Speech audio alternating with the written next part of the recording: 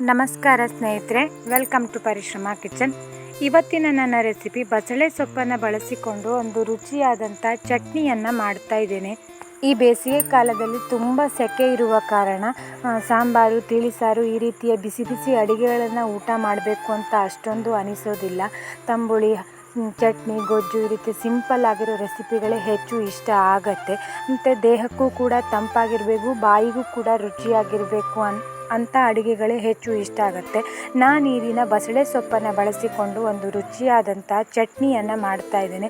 ಇದು ಸ್ವಲ್ಪ ಡಿಫ್ರೆಂಟ್ ಆಗಿದೆ, ಯಾಕೆಂದರೆ ನಾನು ಇದಕ್ಕೆ ಸ್ವಲ್ಪ ತರಕಾರಿಯನ್ನು ಕೂಡ ಬಸಳೆ ಸೊಪ್ಪಿನೊಟ್ಟಿಗೆ ಬಳಸ್ತಾ ಇದ್ದೇನೆ. ಹಾಗಾಗಿ ಭಾಳನೇ ರುಚಿಯಾಗಿರುತ್ತೆ. ಮತ್ತು ಮಧ್ಯಾಹ್ನದ ಅನ್ನದೊಟ್ಟಿಗೆ ಕಲಸಿಕೊಂಡು ಊಟ ಮಾಡಲಿಕ್ಕಂತೂ ತುಂಬ ಚೆನ್ನಾಗಿರುತ್ತೆ ಸ್ನೇಹಿತರೆ. ಬನ್ನಿ ರೆಸಿಪಿಯನ್ನು ನೋಡೋಣ. ನಾನಿಲ್ಲಿ ಮೊದಲಿಗೆ 1 ಕಟ್ಟಾಗುವಷ್ಟು ಬಸಳೆ ಸೊಪ್ಪನ್ನು ತಗೊಂಡು ಕ್ಲೀನಾಗಿ ವಾಶ್ ಮಾಡ್ಕೊಂಡಿದ್ದೇನೆ. ಹಾಗೆ ದಂಟನ್ನು ಕೂಡ ಬಳಸಿದ್ದೇನೆ. ದಂಟು ಎಳೆದಾಗಿದ್ದರೆ ಬಳಸ್ಬೋದು. ಈ ಸೊಪ್ಪನ್ನು ಆದಷ್ಟು ಸಣ್ಣದಾಗಿ ಹೆಚ್ಕೊಳ್ಳಿ ದಂಟಿನ ಸಮೇತ. ಈ ಸೊಪ್ಪನ್ನು ಬೇಸಿಗೆ ಕಾಲದಲ್ಲಿ ಹೆಚ್ಚು ಸೇವನೆ ಮಾಡಬೇಕು ಅಂತ ಹೇಳ್ತಾರೆ.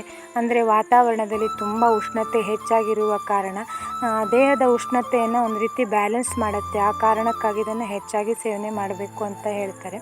ಈ ಸೊಪ್ಪನ್ನು ಈ ರೀತಿಯಲ್ಲಿ ಹೆಚ್ಕೊಂಡು ಇದನ್ನು ಬೇಯಿಸಲಿಕ್ಕೆ ಒಂದು ಪಾತ್ರೆಯನ್ನು ತಗೊಂಡು ಈ ಸೊಪ್ಪನ್ನು ಹಾಕಿ ಅದರೊಟ್ಟಿಗೆ ನಾನಿಲ್ಲಿ 1 ಟೊಮೆಟೊವನ್ನು ಈ ರೀತಿ ಹೆಚ್ಚಿ ಹಾಕಿದ್ದೀನಿ. ಹಾಗೆ 2 ಆಲೂಗಡ್ಡೆ, ಹಾಗೆ 1 ಈರುಳ್ಳಿಯನ್ನು ಈ ರೀತಿ ಉದ್ದುದ್ದವಾಗಿ ಹೆಚ್ಚಿ ಹಾಕಿದ್ದೇನೆ. ಖಾರಕ್ಕೆ ಇಲ್ಲಿ 4 ಕೆಂಪು ಮೆಣಸು, ಹಾಗೆ 2 ಹಸಿಮೆಣಸು, ಹುಳಿಗಾಗಿ ಒಂದು ಚಿಕ್ಕ ತುಂಡು ಆಗುವಷ್ಟು ಹುಣಸೆ ಹಣ್ಣು, 1 ಚಮಚ ಉಪ್ಪು. ಬೇಯಿಸಲಿಕ್ಕೆ ನಾನಿಲ್ಲಿ ಒಂದು ಅರ್ಧ ಕಪ್ ಆಗುವಷ್ಟು ನೀರನ್ನು ಹಾಕಿದ್ದೇನೆ.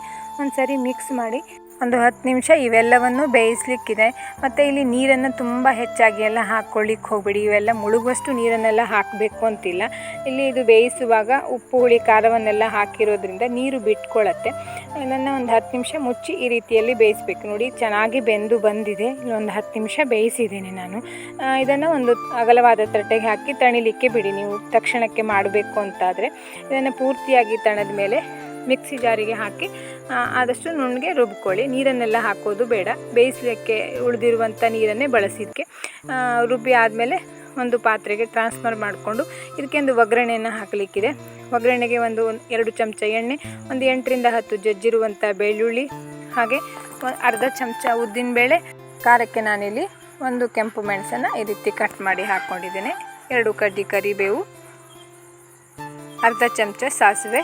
ಇವಿಷ್ಟನ್ನು ಎಣ್ಣೆಯೊಳಗಡೆ ಹುರಿದು ಆದಮೇಲೆ ಮುಂಚೆನೇ ರುಬ್ಬಿ ಇಟ್ಟಿರುವಂಥ ಈ ಬಸಳೆ ಸೊಪ್ಪಿನ ಚಟ್ನಿಯ ಮೇಲೆ ಹಾಕಿ ಒಂದ್ಸರಿ ಚೆನ್ನಾಗಿ ಮಿಕ್ಸ್ ಮಾಡ್ಕೊಳ್ಳಿ. ಮಧ್ಯಾಹ್ನದ ಊಟಕ್ಕೆ ಅನ್ನದೊಟ್ಟಿಗೆ ಕಲಿಸ್ಕೊಂಡು ಊಟ ಮಾಡಬಹುದು. ದೋಸೆ, ಚಪಾತಿ ಇವೆಲ್ಲದರೊಟ್ಟಿಗೂ ಒಂದೊಳ್ಳೆ ಕಾಂಬಿನೇಷನ್ನು. ಪಾಲಕ್ಕನ್ನು ಮಾಡೋ ರೀತಿಯೇ ಇದನ್ನು ಕೂಡ ಮಾಡೋದು, ಆದರೆ ಪಾಲಕ್ಕಿನ ಬದಲಿಗೆ ಬಸಳೆ ಸೊಪ್ಪನ್ನು ಬಳಸಿದ್ದೀವಿ ಅಷ್ಟೇ. ಭಾಳನೇ ರುಚಿಯಾಗಿರುತ್ತೆ ಸ್ನೇಹಿತರೆ. ಖಂಡಿತ ನೀವು ಒಮ್ಮೆ ಟ್ರೈ ಮಾಡಿ ನೋಡಿ. ಇನ್ನೊಂದು ರುಚಿಯಾದ ಅಡಿಗೆ ವಿಧಾನದೊಂದಿಗೆ ಮತ್ತೆ ಭೇಟಿಯಾಗೋಣ. ಅಲ್ಲಿಯವರೆಗೂ ಪರಿಶ್ರಮ ಕಿಚನಿನ ಎಲ್ಲ ರೆಸಿಪಿಯನ್ನು ಒಮ್ಮೆ ನೋಡಿ. ಯಾವುದಾದ್ರೂ ನಿಮಗೆ ಇಷ್ಟ ಆಯಿತು ಅಂತ ಅಂದರೆ ಖಂಡಿತ ಟ್ರೈ ಮಾಡಿ ನೋಡಿ. ಧನ್ಯವಾದಗಳು.